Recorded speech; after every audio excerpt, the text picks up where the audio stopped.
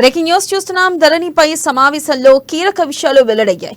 ధరణి website లో 119 లోపాలను గుర్తించింది కమిటీ. ఇక పటిష్టమైన సాఫ్ట్వేర్ అవసరమని భావిస్తున్న స్పష్టమైన గైడ్ లైన్స్ లేకపోవడంతో సమస్యలు వస్తున్నట్లుగా తెలిపారు. ఇక రెవెన్యూలో కనిపించని బిజినెస్ రూల్స్ పై ఇకపై భూ సమస్యలు వస్తే అధికార వికేంద్రీకరణ చేయాల్సిన అవసరం ఉందని కమిటీ వెల్లడించింది.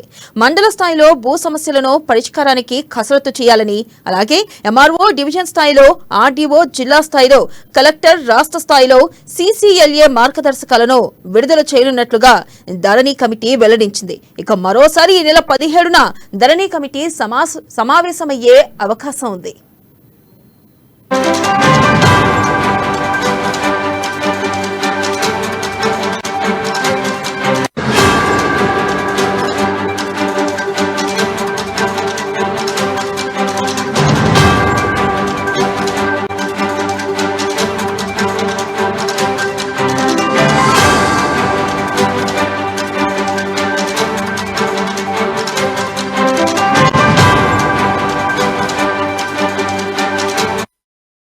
బ్రేకింగ్ న్యూస్ చూస్తున్నా. ధరణిపై సమావేశంలో కీలక విషయాలు వెల్లడయ్యాయి. ధరణి వెబ్సైట్ లో 119 లోపాలను గుర్తించినట్లుగా కమిటీ పేర్కొంది.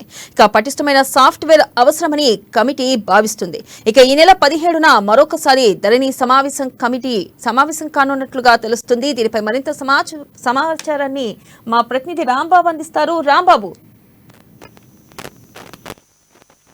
వెన్నెల రాష్ట్ర ప్రభుత్వం అత్యంత ప్రతిష్టాత్మకంగా తీసుకున్నటువంటి ఈ యొక్క ధరణికి సంబంధించినటువంటి అంశంలో ఇప్పటికే అనేక లోపాలను కూడా ఇటు కాంగ్రెస్ ప్రభుత్వం గుర్తించి, దాంతో పాటుగా ధరణి పైన కాంగ్రెస్ ప్రభుత్వం వేసినటువంటి కమిటీ కూడా ఈ యొక్క ధరణిలో 119 లోపాలు ఉన్నట్టు కూడా గుర్తించడం జరిగింది. ఈ యొక్క లోపాలతోటి ఇప్పటికే అనేక మంది ప్రజలు కోర్టుల చుట్టూ తిరుగుతున్నారని చెప్పి, మరొక వైపు ఇటు వేలాది కోట్ల రూపాయల చేతులు కూడా మారాయని చెప్పేసి ఈ యొక్క కమిటీ, అదే విధంగా ప్రభుత్వం కూడా భావిస్తున్నది. ఇప్పటికైతే ఆ కమిటీలో అనేక అంశాలను కూడా కీలకంగా ఈ యొక్క మధ్యాహ్నం 3 గంటల నుంచి సాయంత్రం వరకు జరిగినటువంటి ఈ యొక్క సమావేశంలో కీలకంగా అనేక అంశాలను కూడా గుర్తించడం జరిగింది. ధరణి పోర్టల్లో అనేక ఇబ్బందులు ప్రజలు ఎదుర్కొన్నారని చెప్పేసి, పటిష్టమైనటువంటి ధరణి సాఫ్ట్వేర్ దీనికి ఇప్పటికిప్పుడు సొల్యూషన్ కావాలంటే దీనిపైన పటిష్టమైనటువంటి సాఫ్ట్వేర్ అవసరం అని చెప్పేసి ఈ యొక్క ధరణి కమిటీ భావిస్తున్నది. మరొక వైపు భూమాత పోర్టల్ తీసుకొస్తామని చెప్పి కాంగ్రెస్ ప్రభుత్వం చెప్పినటువంటి నేపథ్యంలో ఇప్పటికే ఈ రెవెన్యూ వ్యవస్థలో సరైనటువంటి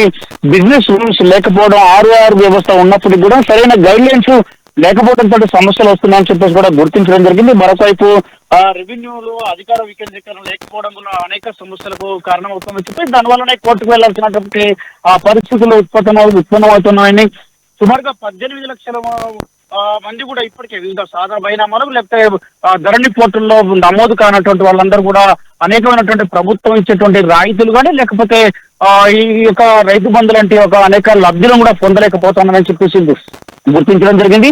మరొక వైపు ఇక్కడ నుండి భూ సమస్యలు వస్తే అధికార వికేంద్రీకరణ చేయాల్సినటువంటి అవసరం ఉందని, అది మండల స్థాయిలో భూ సమస్యలు పరిష్కరించేందుకు తహసీల్దారు, డివిజన్ స్థాయిలో RTO, జిల్లా స్థాయిలో కలెక్టర్, అదేవిధంగా రాష్ట్ర స్థాయిలో CCLA ఈ యొక్క సమస్యలు పరిష్కరించారు. Right Rambabu, thank you.